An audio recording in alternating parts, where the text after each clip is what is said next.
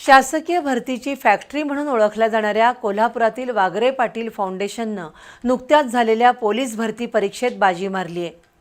फाउंडेशनच्या 113हून अधिक विद्यार्थ्यांनी पोलीस भरती परीक्षेत यश मिळवले। या गुणवंत उमेदवारांचा सत्कार फाउंडेशनच्या कार्यालयात पार पडला।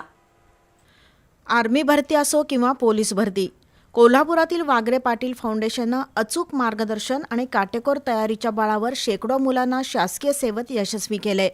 नुकत्याच झालेल्या पोलीस भरती परीक्षेमध्येही वागरे पाटील फाउंडेशनचे 113 उमेदवार यशस्वी झाले आहेत। तसंच आणखीन काही उमेदवारांचा निकाल हाती येण्याची शक्यता असून विजयी उमेदवारांची संख्या 200 पर्यंत जाण्याची शक्यता आहे। पोलीस भरती परीक्षेत यश मिळवलेल्या उमेदवारांचा सत्कार सोहळा आज पार पडला। माजी वरिष्ठ पोलीस निरीक्षक विश्वजित बुलबुले आणि सहाय्यक पोलीस निरीक्षक दिलीप कांबळे तसंच प्रशिक्षक प्राध्यापक ज्ञानेश्वर वागरे पाटील यांच्या प्रमुख उपस्थितीत उमेदवारांचा सत्कार करण्यात आला। यशस्वी उमेदवारांपैकी प्रथमेश कांबळे याच्या रूपानं तिसरी पिढी पोलीस दलात भरती झाली आहे, त्याबद्दल त्याचा गौरव करण्यात आला। दरम्यान संस्थेमार्फत पोलीस भरती, स्टाफ आर्मी भरती प्रशिक्षण, तलाठी, नगर परिषद, शिक्षक पात्रता परीक्षा यासह सर्व स्पर्धा परीक्षांचं मार्गदर्शन केलं जातं।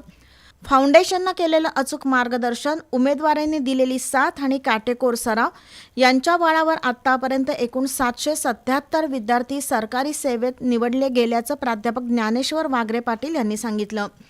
फाउंडेशनमध्ये अनाथांना मोफत तर गरीब गरजू विद्यार्थ्यांना सवलतीमध्ये प्रशिक्षण दिलं जातं असंही ते म्हणाले।